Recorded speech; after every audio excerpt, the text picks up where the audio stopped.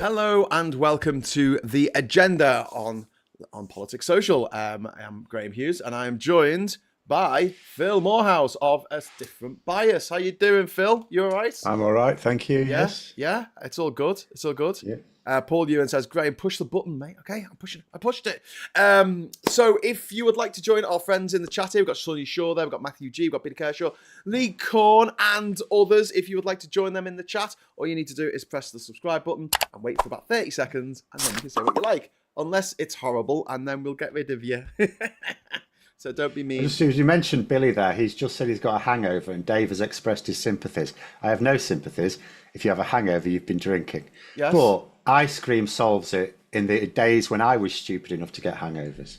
I dissent. I think that, you know, people react differently to drinks, and different drinks affect you more than others. And yeah, a litre of vodka gives you a hangover. So yes, a litre of vodka gives everyone a hangover, but sometimes, you know, you can drink just as much as someone else and you end up with a big hangover and they don't, or vice versa. And all things aren't equal with hangovers. Actually, hangovers are a good thing, because if you didn't have a hangover, you'll just drink all the time. Yeah, but some people do anyway. Like the wretch in the bog saying, I'll never drink it again. Then next weekend they're doing it again. Yeah. That's what worries me about the EU. If we ever go back in, people go, we'll never vote to go out the EU again. And then a few years later, the Tories will get back in and they'll go, oh yeah, let's vote to get out of the EU. But that's what we're talking about today. So the economic figures have come out. The interest rates have been cut by 0.25%. Yes. But the growth, the kind of anemic growth that we were having anyway, we were predicted to have this year of 1.5%, has been cut to half, is it? Well, it was. We were going to have 2% growth. Then it was going to be 1.5% growth. I mean, the thing is, there's no point in looking at these things anyway. We had over the last few years, like it always was the same. The beginning of the year, all the Tories and their, the Tory client journalists would be going, "Oh, look at this predicted growth we're going to get." And I would say, yeah, you said that last year and it wasn't that and that. And they do it every single year. So I would just say, look. Is this the Bank of England? Is these the Bank of England figures for growth? Who comes up today with is it? the Bank of it. Today is the Bank of England. Well, to be fair, they can't. I feel sympathy with them because they have to come up with forecasts in order to build into their model, because they have to decide whether it's a good idea to cut interest rates or put them up or whatever. Yeah. So they have to build a model, but that model is it's like a new car. It's like second-hand as soon as you drive it out of the showroom, because you've got all sorts of things happening. Government policy affects it. Yes. Other governments' policy affects Trump it, like the American government. Yes, yeah. American government's policies. And it's like, how do you account for all this? So, and then you get, the usual don't listen to experts crowd saying, oh, they're always wrong. It's like, yeah, because you're asking them to forecast lottery numbers. Yes, exactly. Which is why I don't think there should be a Nobel Prize for economics. Oh, no. It's a ridiculous prize. It's like having a prize for gambling. No, it's not. The Nobel Prize for gambling. Like, you don't get a Nobel Prize for, just happening to get what the growth rate was likely to be right. Economics is a very important science. You need it to manage an economic system, which we all depend on. I agree that it's important to manage an economic system, but it's not something that they should give Nobel Prizes for, not least because Alfred Nobel never chose that category, never invented that category. It came in the late 60s at the behest of the Bank of freaking Sweden, who said, oh, you know what? Do you know who deserves a gong? Bankers, that's who. They're not all bankers. But they are a bunch of massive bankers. They have Nobel Prizes for all sorts of things. But the others were invented by Alfred Nobel. It's the only one that was just invented after the event. Alfred Nobel was the guy who also said that if European powers have these massive, awesomely destructive weapons, then no one will dare use them. And then we had World War One. Yeah. Well, he felt so bad about inventing dynamite that he did end up. Well, I wouldn't have felt. Well, yeah, but I wouldn't have felt bad about that. It had its uses, and that was the prevailing idea at the time. But then again, I mean, the fact that we had weapons of mass destruction, i.e., nuclear bombs, for the whole of the Cold War, none of them were ever used in anger, apart from at the end of World War II. Well, no, because there was a little thing about mutually assured destruction, but nonetheless, conventional warfare people are comfortable with. because you're only killing other people. Isn't that interesting? They have rules of warfare. You know, you're all right to kill this person in this way, but you can't kill them in that way because it's against the Geneva Convention. And you're like, you're still killing them. Well, yeah, but there's a difference between killing them and like killing soldiers and killing civilians, and then there's a difference between killing soldiers and torturing soldiers and things like that. Yes, so that is true. It's better that we have some rules. It would be nice if we had a rule that's actually we do. We do have no a wars. Rule that says you can't. Well, no, not no wars. I mean, if someone invades you, you can declare war on them. That's fine. But we do have rules that sort of say you're not supposed to just invade next door because you want to nick their stuff. Yes. But nonetheless, it still happens. It does. It does. So we got Jan Wallace is in the chat saying hello from France. Bon. Come on, let's talk about Europe then. So, is there any way that we can? Oh, cool. Is there any way? Is that Charles Dickens? It's his birthday today. Oh, excellent! I recognise him off the old £5 note. He was on the fiver, wasn't he? No, it was on the tenner. Was he before Charles Darwin? We had a Charlie D. and a Charlie D. we had Charlie Dickens on the £10 note. It was quite good because if you folded it one particular way to have the what was it now? It was the top half of his head, and if you folded another with the other side of it with the Queen on, John McEnroe. If you put them together, it looked like John McEnroe. It did. It was brilliant. There's actually an Australian $5 note that they don't. It's not in circulation anymore, but you could fold it in such a way that the Queen's neck ended up like a close up of sexual congress. Let's just put it that way. It was, which was absolutely hilarious, especially if you had a few drinks and someone showed it to you for the first time. So happy birthday, Charlie D. Not that one, the other one. But yeah, let's talk about Europe. So is there any way, right? So you imagine Labour finally wake up, smell the coffee and go, hey, Phil, come in and advise us on what to do. And you say, okay, I think you should rejoin the EU. And they're like, okay, we can't do that. And you're like, okay, what ways can we grow the economy without closer relations to the EU? We need close relations with the EU. And that is, even though, policy experts are sort of banging their heads at the fact that Labour are messing it up, it is still Labour's top foreign policy priority to have closer relations with the EU. Yeah. But in terms of what they are, they need, like, we know being outside the single market means you're going to need standards paperwork. We know being outside the customs union means you need customs paperwork. So you can't get rid of the paperwork. But you can, first of all, make that paperwork easier with the Pan-European Mediterranean Convention. And they're up for that. They are up for that. They also want fewer checks. Now, that's more difficult because it's not a top priority for the EU to suddenly have fewer checks. So we have to, that's why we need to, push the issue more in terms of giving them what they want as well. But what I would do, the first thing I would do, and this would be a good counter to Farage. Yeah. So that fisherman, Andy Dixon, that GB News realised their mistake in filming him live because on the anniversary of Brexit, they thought, we're going to do some pro-Brexit stories. Let's go and ask a fisherman. And they completely ignored they didn't stop to think to themselves, is there a reason why Nigel Farage doesn't bother talking to fishermen these days? Yes. So they go to this fisherman thinking he's going to say how marvellous it is. And he says, yeah, Brexit's shite. I struggle to sell my stuff. It's all bollocks. And the thing is, if you look at the data on the fishing industry, which I keep pointing out is smaller, the entire country's fishing industry is smaller than Games Workshop, a place that makes plastic models in Nottingham. But anyway, they are landing more fish. It's like, okay, great, that's brilliant. We're landing more fish, brilliant. It's like, yeah, but they're selling them for less than the old hauls. Yes. And that is because more work, there's a load, more productivity, but less it takes longer to get it to market because there's trade barriers in the way. So the fish isn't as fresh, so you can't sell it for as much. And this GB News cretin was going, why don't you just sell the fish for more? It says, it's pissing competition. They'll just buy some other bugger's fish instead if ours is too expensive. They don't actually understand how a marketplace works. They don't understand how lots of things work. If you could just put the price of your products up, you would do that anyway. Well, it's like that guy who said, when he said about rising sea levels, is people will just move, won't they, inland? Yeah. It's like, who's you going to sell the houses to? Anyway, so They don't live in the so real world. what I would do if I were Labour, and they're not doing this, but I wish they would, is so the EU want better access to UK fishing waters, of course, and that's gonna have to come up. Nigel Farage is going to get on his high horse. Oh, Jacob Rees-Mogg will go, oh, but the fish won't be happy anymore.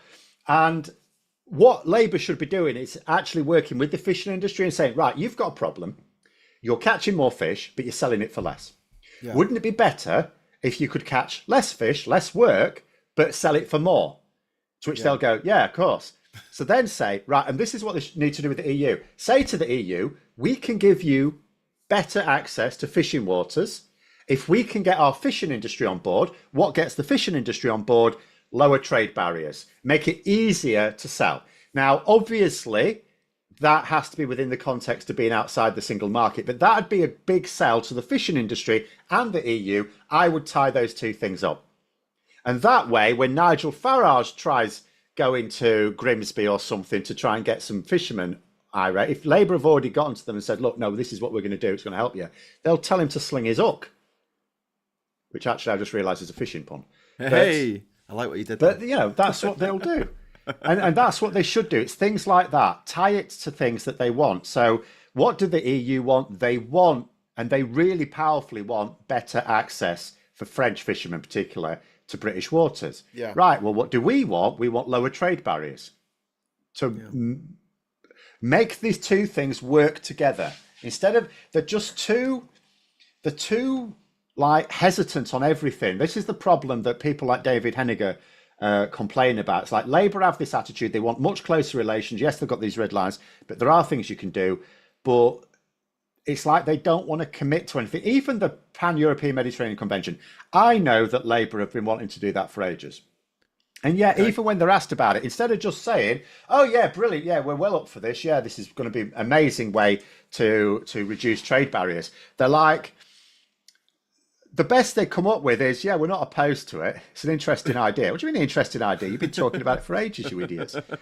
Like, why do they have to do that? They've already said. Is it to appease the right-wing press? I mean, is it? No, I think it's to me. Like, no, it's just fear of the way they'll put these headlines in. Because that's the thing. I mean, the media do just report on what they want. Yeah. Like there was one. Yeah, exactly. I mean, as you know, they're damned if they do and damned if they don't. You had the royals, what they called Harry and Meghan in California, and they turned up to help at the aftermath of a wildfire, and they were given stick for it. If they hadn't turned up, they would have been given stick for it. They just can't win. Do you know what they called? Do you know what they called Meghan today on the front cover of one of the newspapers? I think it might have been the Mail. They called her the new Marie Antoinette. Right, because she deserves to have her head chopped off. All right. Because she said, let them eat cake. Yeah. Yeah. This is the standard of our journalism in this country. But I mean, the fact that so many of the outlets for people to spread conversations and the means of communication is absolutely dominated by wrong uns it's particularly noticeable in America at the moment, where you've got all these big big news organizations like CNN and ABC and stuff, and they're bending over backwards to appease Trump. They're effectively giving in to these lawsuits that would not win in a court of law, but they're just paying him so they can pay him through Facebook the back door. Did that. Facebook did it, yeah.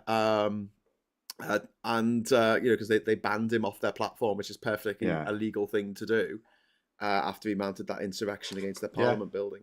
And they're still doing this now, where they've got to have the false equivalence. They've got to have someone who genuinely thinks that it's acceptable for the US to go into Gaza, push all the people out of Gaza, and then set up a water park.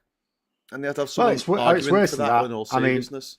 Farage, and he knew what he was doing as well. Farage was just saying, Trump's not extreme enough, I'll show you how to do it. Because he was talking about like casinos and stuff, and it's like, so what he's doing, and he's doing it deliberately, is thinking, so what adds insult to injury? So you're going to basically invade with the intention of permanently capturing and owning a largely Muslim population, and then just to add insult to injury, you're going to install like mass gambling and drinking facilities. Yes. So, Farage is offends me on so many levels. Yeah. And it particularly offends me that the media keep giving him this platform. But then the reason is, like, some of them are doing it because they're his mates and they want to promote him. But some of them are just doing it because he's good for clicks. And this is where other parties need to wise up. They need to wise up. They need to realise that for a lot of the media, they're not trying to promote Farage. They're trying to get clicks. And they need to understand that. And they need to give them more clicks. Yeah. Better. That's what they need to do. And it's all of them. Labour, the Lib Dems, the Green Party, they all need to wise up to that, and they just don't seem to be. Yeah, yeah. We've got a comment here from Matthew G, a question actually, which I agree with to some extent. Is rejoining the silver bullet, the EU, the silver bullet? The EU is a massive trading bloc, but is not perfect.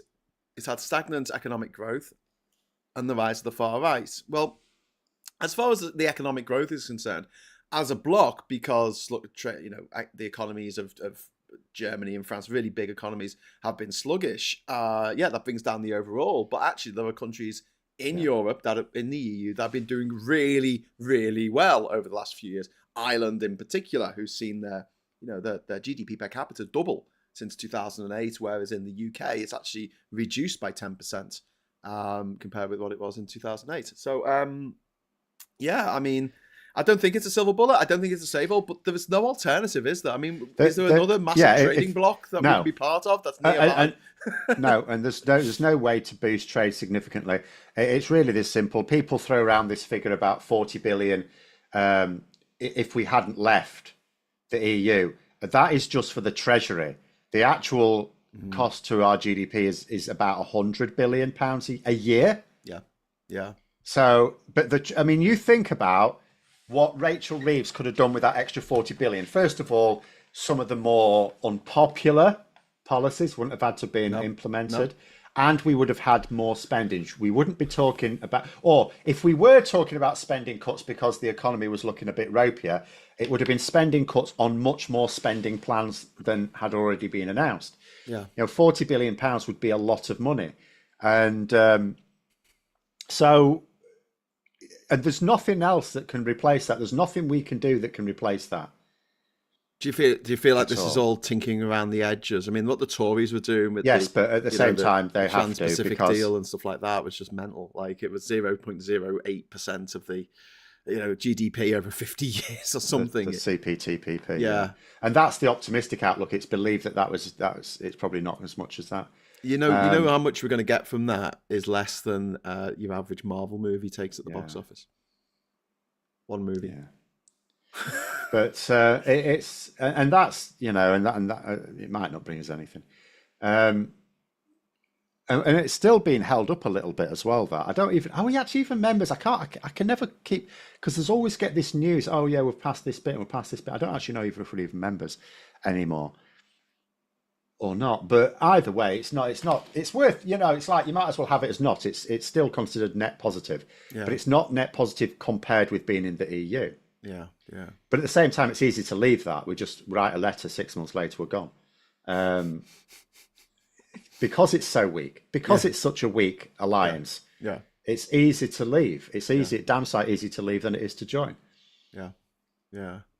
Well, whereas the EU is actually quite, it's hard to join and leave. It's hard to join and it's hard to leave because it's so entangled in British laws. But isn't it interesting that they'd say, the question that was asked by James O'Brien years ago was, which EU laws are you looking forward to repealing? And no one could give him a straight answer on that. Well, no, of course not. And wasn't it interesting that we were talking about this last week, weren't we? About the anti-EU laws that were supposed to be brought in by Rees-Mogg and his mates, and they ended up getting rid of some laws that weren't even applicable to us. Yeah.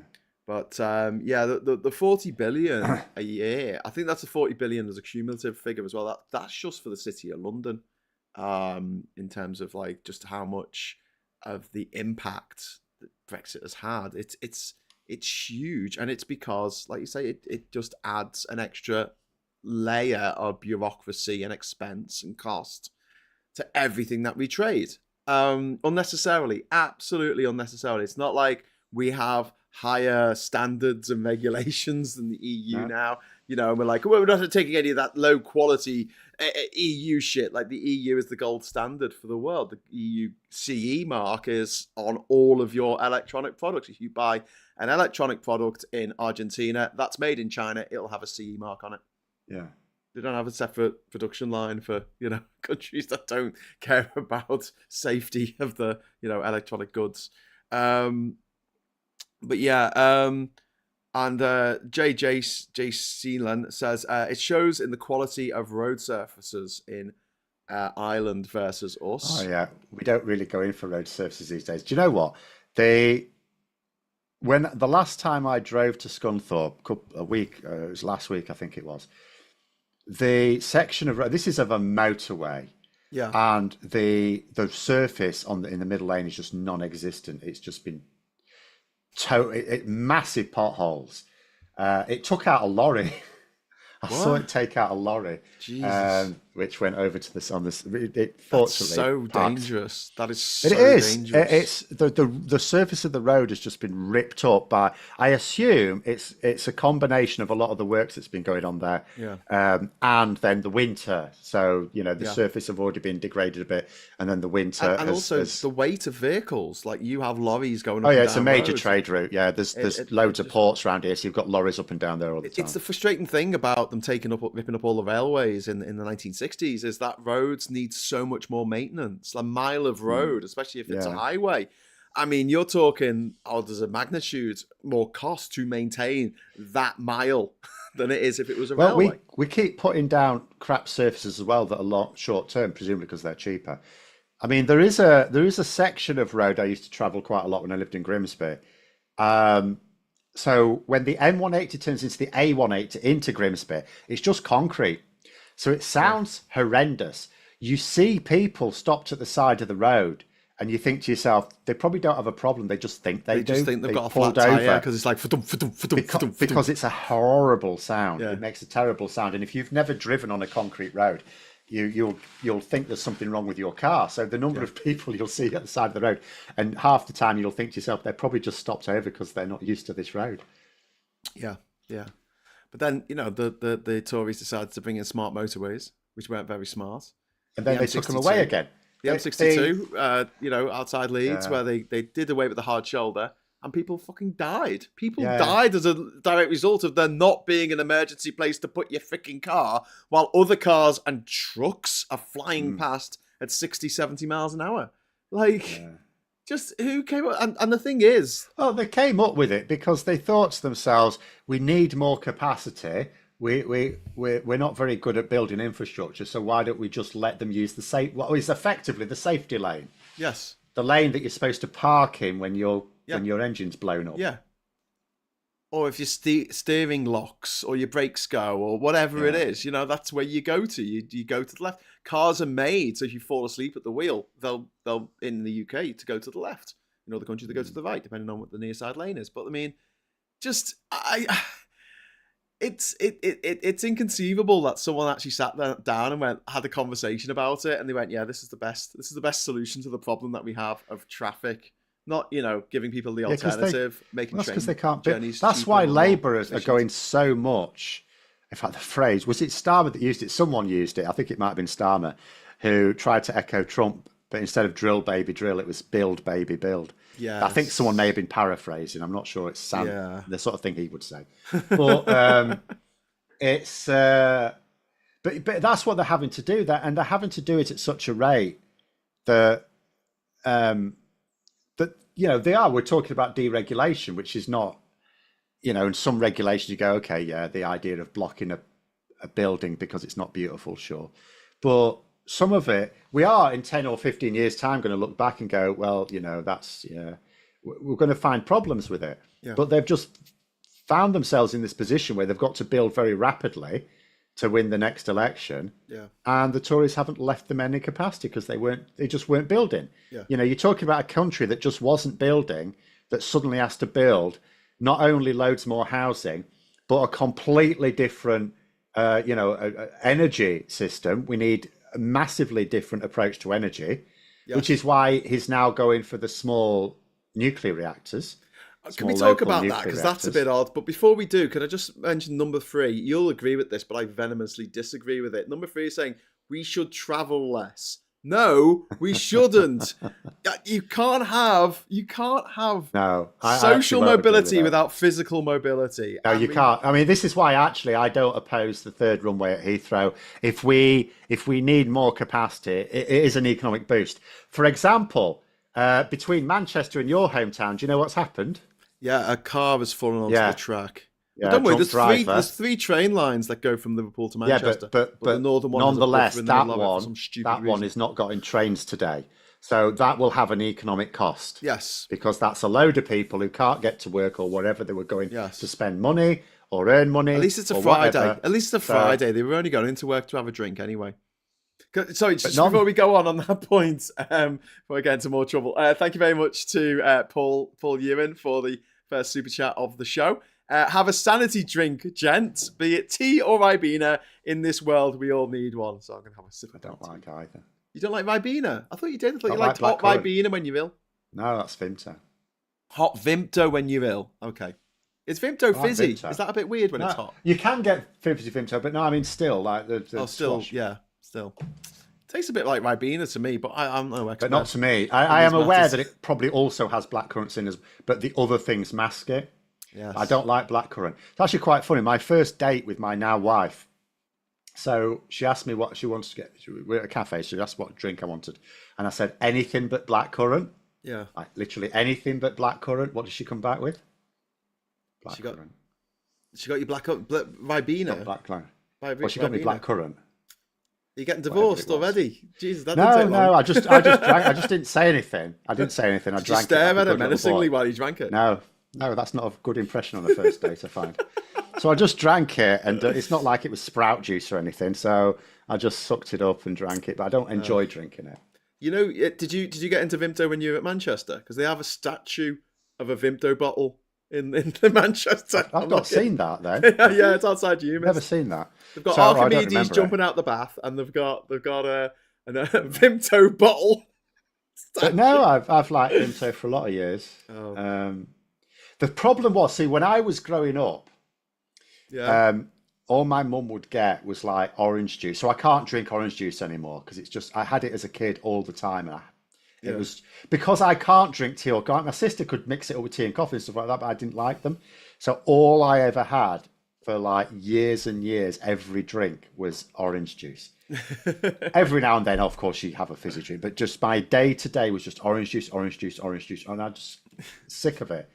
So, it basically, when I had Vimto for the first time, it's a bit like I imagine, people who go to like an all boys school and like this very austere existence, and then they're allowed loose on the world and they just have sex every night because they've just been let loose. And that's what I was Vimto. It was like, there are drinks that taste differently. This is brilliant. I remember, so there used to be the Moogly restaurants, probably still there actually, in the Curry Mile in Rusholme in Manchester. And I was a Manchester student like you. And I remember going back to the Moogly restaurant. I had a running joke with the guys who worked there, because when they give you the bill, they'll give you a load of Vimto lollipops. So at the end of the meal, I always just say to them, can I get the Vimto lollies? And they're like, yeah, sure. And they'll bring the bill, right?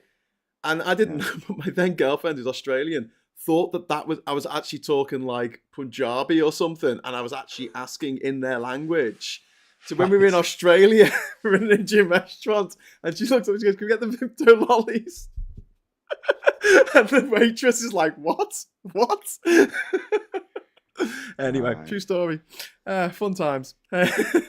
Anyway, how did we get onto this? So we're talking about nuclear power. So we've got two things here. We've got the third runway at Heathrow, and we've got nuclear power. So I'm on the fence about the third runway. I think that this has been something that I've been talking about for a very, very, very, very long time. I would rather there was less plane travel. The environmental impact of it is going to be horrific. However, from what I understand, it's not going to mean there's going to be that many more flights coming into Heathrow. It just means less congestion, because at the moment there's only 2 runways, Charles de Gaulle, there's what, 17 or something, and Amsterdam Airport's got like 27. I mean, people tell me who go around Europe a lot, and you'll know more than I do, that we're like a backwater, really. That your airports around Europe just have way more capacity. Yeah, and that's to do with the fact we've only got 2 runways, which are constantly in use. It's every 46 seconds a plane has got to land.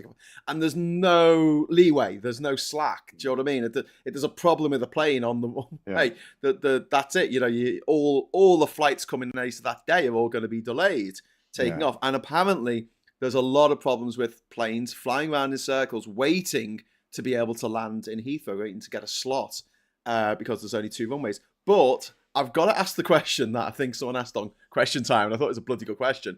Why did it take 25 years to put some tarmac down? Like, why?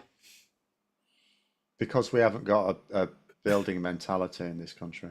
Well, it's the same reason. If you look at anything, any, and this is where I've got a lot of sympathy with Starmer, because it's like I feel for him tearing his hair out. We just don't build things in this country. We don't modernise anything. We don't look, we most of the time we've got a Conservative government in place that just thinks, how can we spend as little public money as possible? But what we do spend, we just spend on our mates. And and then when Labour come in, they've always have to have some priorities, and it's not usually in terms of infrastructure.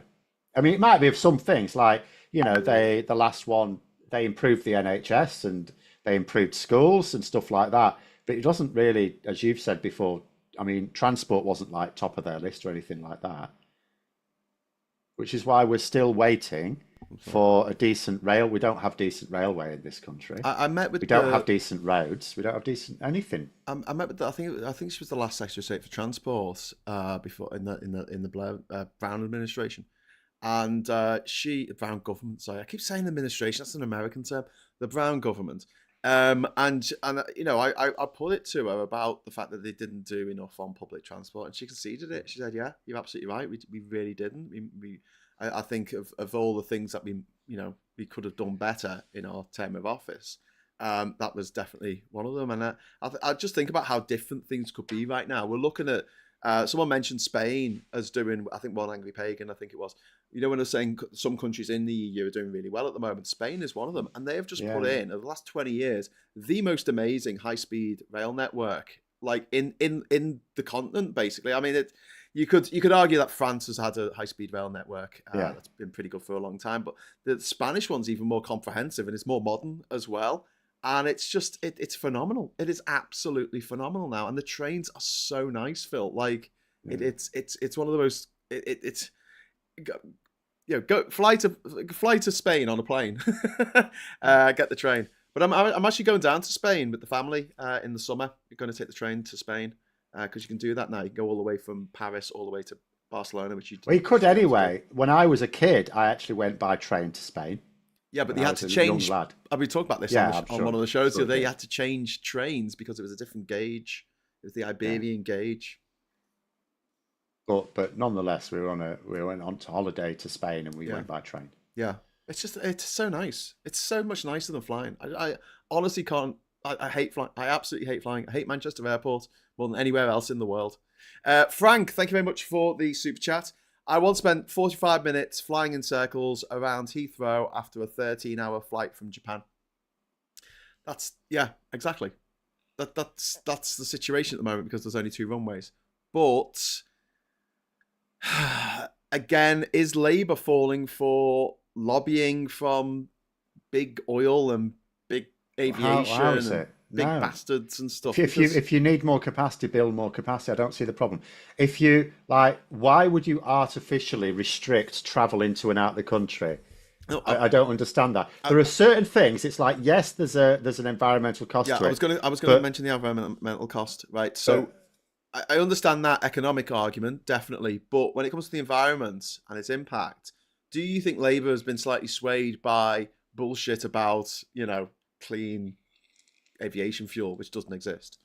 I don't know, but it doesn't matter because at the same time, it was still don't restrict. Like, we're already artificially restricting immigration, which has an economic cost. So Labour say that they're going to prioritise the economy above everything else, and yet it's natural to look at them and say, well, okay, but you say you want to artificially restrict immigration, which, by the way, is only ever economic. The amount of asylum seekers we take in is tiny. So really, you're talking about restricting immigration, which boosts our productivity, or is like students who come here to spend money. So they're already, by having to side with people who think immigration's a bit too high, artificially restricting the economy.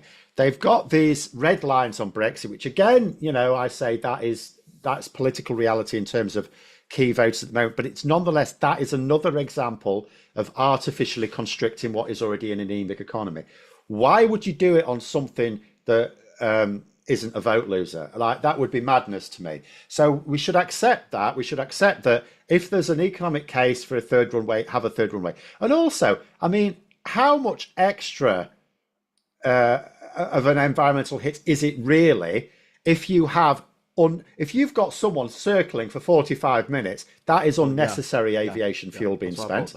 And as you say, the congestion. I absolutely agree with all that. What I'm saying is that there's a bunch of dickheads, not dickheads, I suppose, evil geniuses who will lobby Labour relentlessly, because we don't get to lobby Labour, they do. Yeah. And they'll come out with bullshit like, don't worry, by 2050 we'll have this brand new technology, and it's always, just a few years down the road. Oh yeah, which will allow us to fly with no emissions whatsoever. And I'm like, no, that's not going to happen. That's no, bullshit. But it also doesn't matter, because even if you were to say, do you know what, planes in 25 years' time will be exactly as they are now, which also probably won't be true.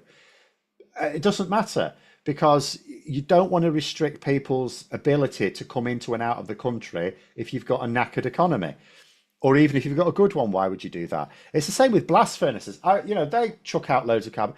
I would have been in favour of keeping the blast furnaces on a national. Like, the way you should tackle emissions is by focusing on things where you have a sensible choice. So energy production is an obvious one. So that, they got rid of the ban on onshore wind farms, didn't they? Yeah, and also now again building these, which you were going to jump into a bit, the small nuclear. Yes, let's talk about reactors. this. I think this is a bit mad. I'm sorry, but nuclear is like the most expensive form of energy that we know of on the planet in the solar system. I just think it's a very weird thing to decide that we're going to be putting loads of public funding into. So I don't like nuclear fission power, because although it is clean, it produces an awful lot of waste, which you just got to bury somewhere safe for like thousands of years. Yes. So for me, it's not a long-term solution.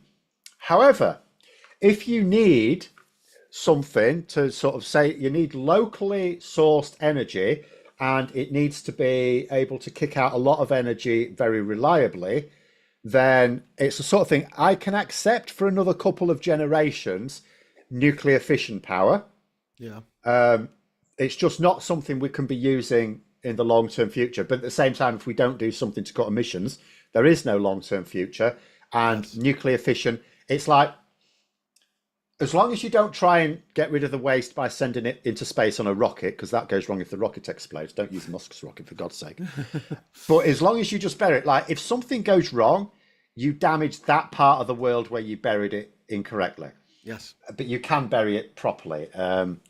Whereas carbon emitting power just knackers the whole world. Every coal-fired or gas-fired power station actually knackers the whole world.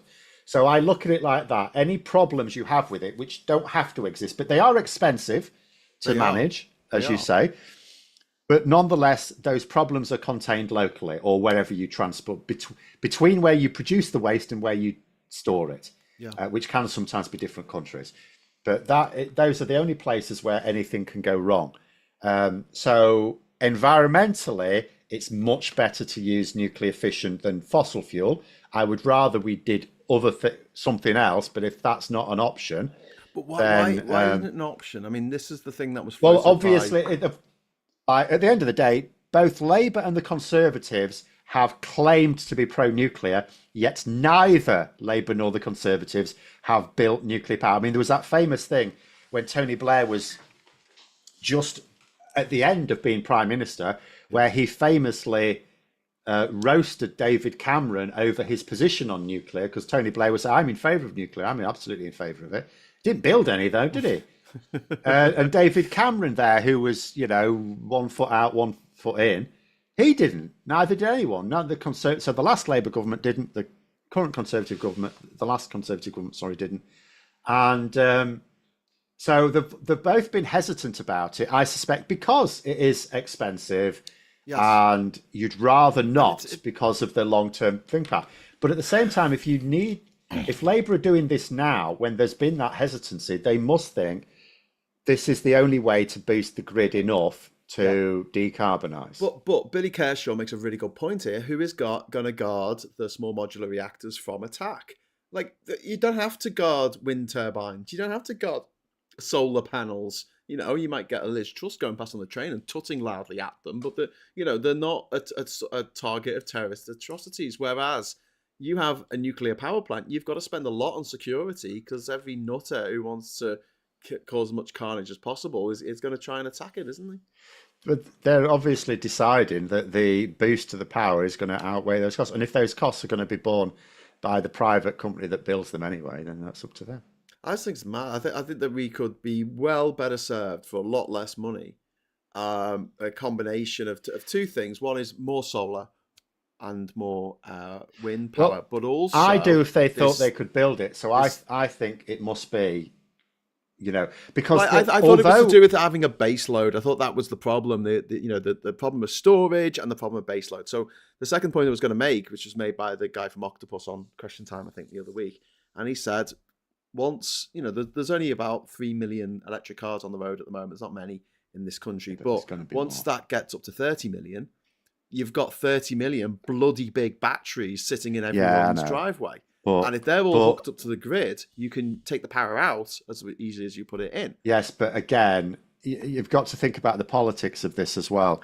So they need that. Although Labour have said, and Keir Starmer has said, he's going to ram these plans through, and even where there's Labour dissenters in NIMBY areas, tough shit, we've got the majority to get it through. So he's been quite bullish on it. He has said that, but nonetheless, he'd rather, I'm sure, have as little friction doing so as possible. And because he knows that wherever an area kicks off, it's going to be hassle. So I just think I don't know, because I'm not part of these discussions. And as I say, I am instinctively against extra nuclear fission power just because of the long-term cost, which doesn't go away even when you stop using it. I'm against that, and for an economic cause. It costs too much to set up, and then the energy it makes is the most expensive energy there is. They must have just decided that it's also it's the path of least resistance to getting the energy capacity up. Otherwise, why do it? Well, I don't know. Come on, this is the same Labour that has said that they're going to invest 20 billion over the next X many years in carbon capture bullshit and hydrogen. Yeah, but that's for jobs. That's for jobs. It's for jobs. Why don't you give someone a job digging a fucking hole, and they can jump in the hole and they can fill it up the next day? Does as much good. Oh yeah, that would be great. That would you? So you draw obvious parallels with Stalinist Russia. Yes. Dig a hole. There you go. Jobs. I don't see jobs as being the be all and end all. I'd rather people were happy and productive, doing whatever they were doing. They need those jobs so that they're think about one of the big issues at the moment, was it the Rosefield oil or the Rosebank oil field? Yeah. So this is it's one of the new licenses Rishi Sunak gave out in that little spree he had at the end. Yes. When Labour had announced they won't grant any new licenses. But it's a bit of a political hot potato at the moment. So because it's come up against legal challenges. Yes. And it could well be that the license was granted illegally. So there's now an argument about whether the license was even given at all. Now, reading between the lines, it sounds like Labour are not going to block it. Yeah. And you think, well, why not? Because they were against these new, and it's because of the unions. The unions are very against blocking these developments because of the jobs involved. So what Labour need to do is get more of those jobs in green technology sector, which doesn't exist at the moment in any great shape. Yeah. So that's what it's about. It's, when you talk about, are they, falling for lobbying from the oil industry and stuff like, to an extent, I don't know, I can't say, but it's way easier to resist them if they don't control as many jobs. So it's about moving jobs away from the oil sector. Yeah, some chat in the chat about nuclear fusion, which is that would be ideal. always 10 That's years the holy away. grail. It's been 10 years away since the dawn of man, hasn't it? Yeah. Nuclear fusion. They actually managed to do an experiment the other year where they managed to actually make get more energy out than they put into the experiment for the first time ever. It was like 0.0000001% of a joule, but it was still. Sorry, I shouldn't. I'm stepping on Phil's territory here because he's the physicist. But nonetheless, it's a great idea. There's not enough government investment in it. I mean, if someone actually just cracked it, but you're doing so against the oil industry, because if you could have a viable nuclear fusion power plant, it only needs the same stuff. It just needs water. You need the same stuff. Just add water. As any other major like fossil fuel powered power station. You just need a source of water, and you can build it in basically the same sort of place. And then that's it. You've got energy that has no environmental costs, no dangerous waste to deal with, no emissions. A game changer. So obviously the oil industry do not want to see that. Absolutely, they don't want to see that. Benjamin's making the point is you don't need to bury the majority of nuclear waste since France has a massive recycling industry, so you can use it again with having an 85% efficiency rate. Yeah, some of it. Some of it. But what do you do with the stuff that's left over from that? So yeah. I mean, some of it you can use a very small amount for, like, it has some commercial uses, like you can use it to sterilize medical instruments and things like that. But yeah, most of it you just have to bury. Yeah. Pete's Music saying, living in Scotland, I don't see why hydro isn't the big news. We have massive glens, mostly empty, perfect for the hydro plants, stroke dams, and old proven tech. But dams have other problems, environmental problems down the line. They can cause flooding. They use a lot of concrete as well. Use a lot of concrete, which causes a lot of environmental damage. The answer is there, and it's cheap. It's wind power and solar power. And then why up all the 30 million massive batteries that everyone's going to be driving around in the next few years? And put solar panels on everything that's like facing the sky. Yes. Every new build has to have solar panels on the roof. Every new build. That should have been the rule 20 years ago. It's not the rule now. No, I'm saying that should have been the rule. Yeah, but in France it is. It doesn't. Yeah, in France, you've got to have they were going to do it. Even the Tories were going to do it, and then they backed out, and then Labour were going to do it, and then they backed out. Now, a lot of new builds will have solar panels on them, but they don't have to. Like, there's it's the path of least resistance, so a lot do, because it's like you're supposed to have one thing from the tick box, but there's no reason not to have solar panels on every like south-facing roof, at least. Yeah. One Angry Pagan's talking about tidal energy. There's been some experiments set up. There's one up in Scotland a few years ago where they set up a tidal barrage to try and generate electricity. There are issues. It squashes a few little marine animals. It's not just that, Phil. It's the fact that you put something in the sea tries to eat it. The sea will do everything in its power to clog it up. To be fair, it eats the things in the sea as well. Yeah. But you get a lot of minced whales and seals. Yeah, it's why, the wind turbines we got, they bloody work. Just make more of them and you'll have enough. Yes, we should. I mean, we will. We are going to have the largest collection of wind. I mean, we're a very windy island. Dogger Bank, aren't they? Yeah. Which I know from the song This Is a Low by Blur. Anyway, Chris C, thank you very much for the super chat there. £5 super chat. We will need nuclear for the base load. Renewables can't react quickly enough. Nuclear waste can and is recycled. Look at France. And for the base load, I mean, if you can shift power around the country easily, we've got a national grid. Yeah, we're but not Texas. Can't. That's the problem. Is it's too inefficient. At the moment, but we need a better infrastructure. No, I do. I think we need more locally sourced energy. You lose too much transporting it.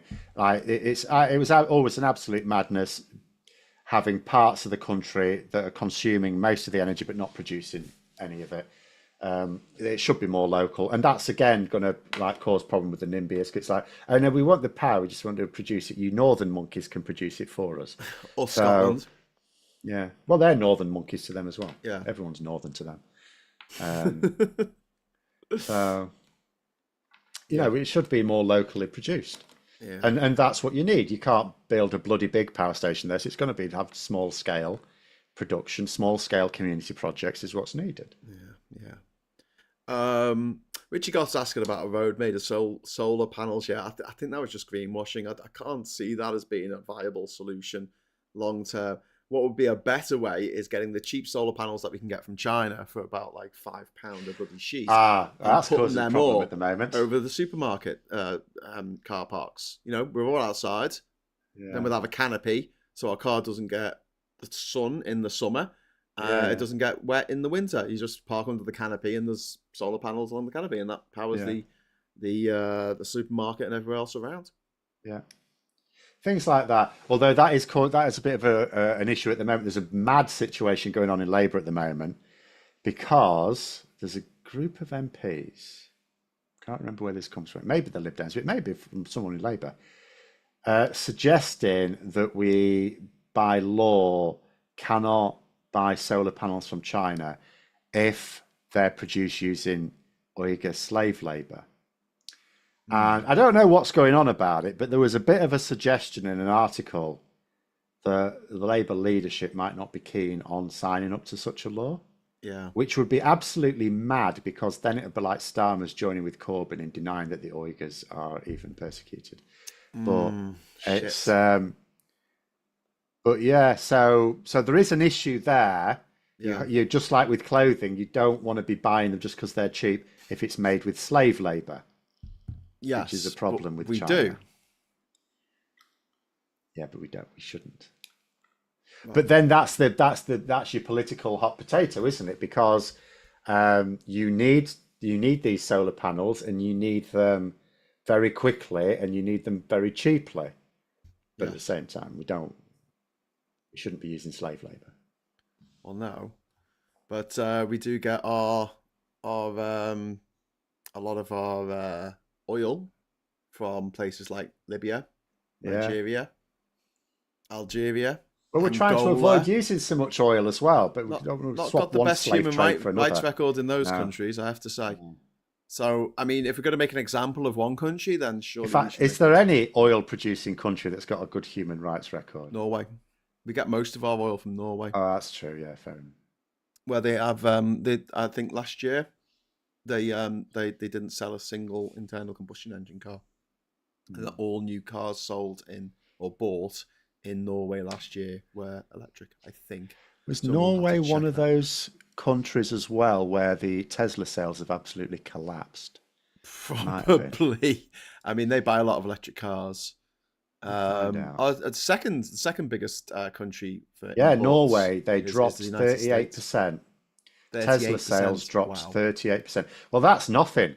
In Germany, it was 60%. In France, it was 63%. Unfortunately, in the UK, it was only 8%. So we are now looking at it, the Tesla buying capital of Europe. So we need to sort that out. Yeah, we need to sort that out. We bought more Teslas than Germany or France. Once people get like swastikas etched into the doors of their Teslas. I'm not advocating that sort of I think people will start selling them very quickly. Not that we want anyone to do that, of course. I was reading a thing on it. It's quite spectacular. Like in Germany, there's this business owner said, because he produces stickers, he's been inundated with orders for stickers that say, "I bought this before Elon went crazy." Yeah, indeed. Getting back to the hydroelectric power, yes, that it is a means of storage. Again, like with batteries, you can have water pumped up the hill, put in a reservoir when they need it. There's environmental damage with hydro. Yes, everything comes with environmental damage to some extent, but I mean, you drown bunnies.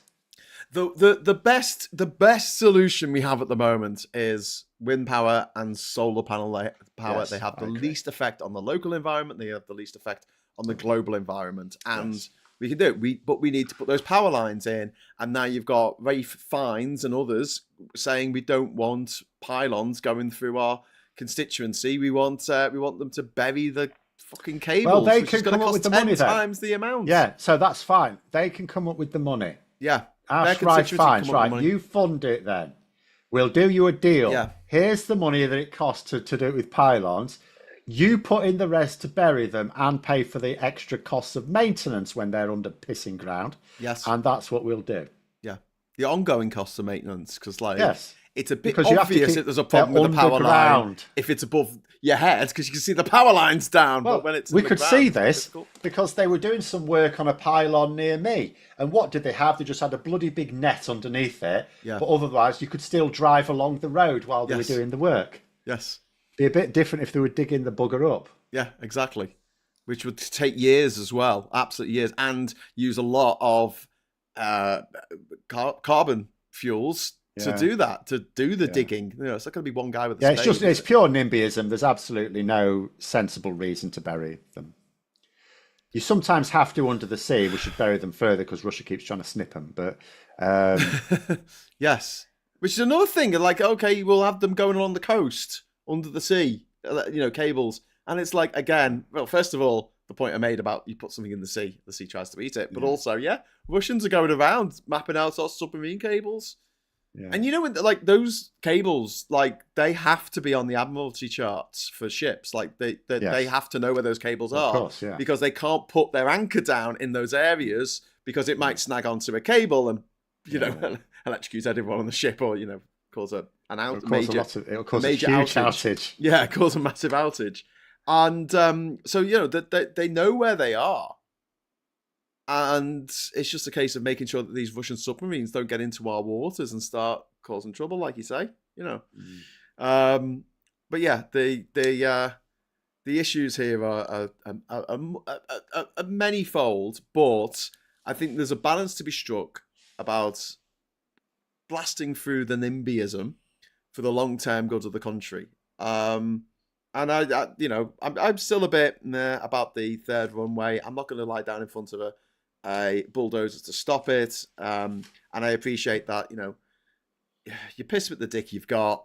Like, that's where Heathrow is. It's in the stupidest place you could possibly put an airport, where most of the planes have to fly over the biggest city in our country in order to get anywhere. I mean, this is why this is why there's not been any progress partly made on it. I mean, Boris Johnson had this mad idea of just building an island, a new airport in the sea. It's the extent to which politicians have known that we need that extra capacity, but haven't wanted to do it. Yeah, it wasn't, and it's not an ideal situation, but at the same time, if you need the capacity, you need the capacity. Yeah. The problem is with Boris Island, actually coming in over the sea, that's a much better idea. For an island to have its airports on the coast makes so much more sense than what we do, which is to have them, Denmark, if you fly into Copenhagen, which is on an island, you're flying over the sea, you're flying all the places, you're flying over the sea. Sometimes it's a bit scary because you think you're going down into the water, but you're not, it's fine. But in London, it's like, it's not even to the east of London, it's to the west of London. It's the stupidest place. But it's there.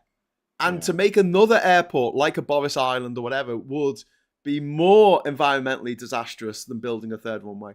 So if you're going to have to do it anyway, I'd rather you did it in the least environmentally damaging way, which unfortunately looks like an extra runway at Heathrow. That's my take on it. Sorry to upset anyone who's watching this. Yes. Snowy Cat says, when Labour were last in power, Greenpeace sent us postcard to Centre Prescott, then Housing Minister, to make all new houses have solar panels. He was snowed under with postcards. He dismissed it. Thanks a bunch, John Prescott. I don't think we'd blame him alone. But yeah, no, we should have done this a long time ago. And we should do it now. And we're still not doing it now. And the reason we're not doing it now is because we need, and it'll be the same. It'll have been the same reason back then, because we effectively need the private sector to build the houses. Yeah. And they'll moan about costs. Oh, yeah, we'd love to build loads of houses for you, but it's very costly. Yeah. If only you could see your way to make it a bit cheaper for us. And so they do, because they're desperate. They've got them over a barrel. Yeah. Quickly, just before we go, Can I just mention how shit Kemi Badenoch was at PMQs this week? I thought. Oh do you my know what? God, Phil! I thought that was her best one. I thought she might be getting a bit more confident, one. a bit better at her job. Like, she's demonstrably getting worse. She is awful. I thought that was her best one. Something just fall apart. I thought that was her best. Like, people said that the week before was her best one. I thought, are you having a laugh? Or the week before, I can't remember. Are you having a laugh because Starmer completely stitched up? Whereas this week, her questions, like, they were touching on a source of awkwardness for Labour. It's just that she asked them in such a way that Starmer found it incredibly easy to just fire them back at her. Yeah. So she's absolutely awful. She has no chance of making it to the next election. People are now not Tory MPs. I still get the impression Tory MPs are not into the chaos right now. So I've not heard any chuntering. But amongst Conservative commentators, you're now starting to see them writing articles and talking openly about, she's got to go. She's so rubbish. I wanted to stay. I wanted to stay because she's so bad. I'm not sure. She's so bad at her job.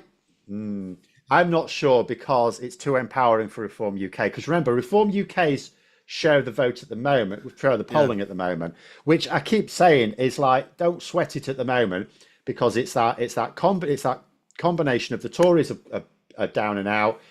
And people have gone, Labour said change was all over the manifesto. Vote for change. Where's the bloody change then? It's like, the budget isn't in place and none of the legislation's gone through yet. You have to wait a bit. But they don't know that. Yeah. But change will come. But that Reform UK share of the vote is a combination of the votes they've captured from Labour and the votes they've captured from the Conservatives. Because bafflingly, we already knew they took a lot of votes off the Conservatives for the election. They've taken even more since. A lot of the votes that Reform UK are getting in polling now has come from people who voted Conservative last year. So the Conservatives are still leaking votes to them. Yeah. Now, I like the idea of them splitting the right-wing vote, but I would prefer it if the Conservatives at this point could make a bit more of a robust challenge, because you want to keep them on. I'd like them to be on about the same level as each other. That suits me. Yeah. But that's not what's happening at the moment. Arctic Bear, thank you so much for the super chat. I think it's gonna be the last super chat of the show because we're wrapping up in a moment. Originally, Heathrow was built in the middle of fields, but who gave the permission to build more houses around it? Well, who indeed? Well, we're still going to do that. Yeah. Labour are talking about building more houses around railways. We're still going to do it. Would you build houses wherever we can build bloody houses? Railways is fine. Come on, railways in comparison with living in Hounslow. Well, compared to under an airport, sure. Every minute there's a flight going over your head. But nonetheless, I don't think I would be happy about living next to a railway either. Benjamin, before we go, is asking any opinions on the potential changing of pricing models for electricity sometime after the FEMA discussions. Yeah, absolutely. This needs to happen. At the moment, we pay per unit based on the most expensive form of energy, which is gas at the moment. It used to be the cheapest, but not anymore. And so one of the big beneficiaries of the invasion of Ukraine, ironically enough, was the renewable energy sector, because suddenly started getting loads more money than it needed or deserved for the electricity it was selling to the grid.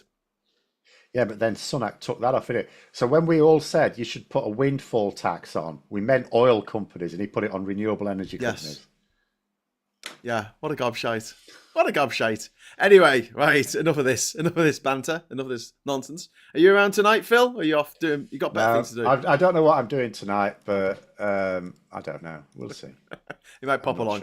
Sure. So I'll be back at 9:30 for the Friday night social. So please join us for that. We'll be having a bit of banter, kicking back. I think we did really well this show, Phil. I don't think either of us mentioned the T word for the whole show. We just talked about British politics. That was unintentional, though. Like it should be, because I don't want to talk about that bugger across the bloody pond all the time.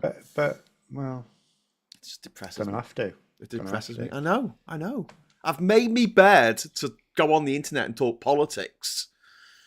Now I have to lie in it, don't I? Like a Tory. They lie in it all the time. They just lie. Right, so Phil, thank you so much for that. And thank you to everyone who's been watching, everyone who's contributed to the chat, everyone who's dropped in a super chat. Thank you so much. I'll see you at 9:30 tonight. Give us a like on the way out if you are so inclined. And until next time, I'll say hello, good evening, welcome, and goodbye.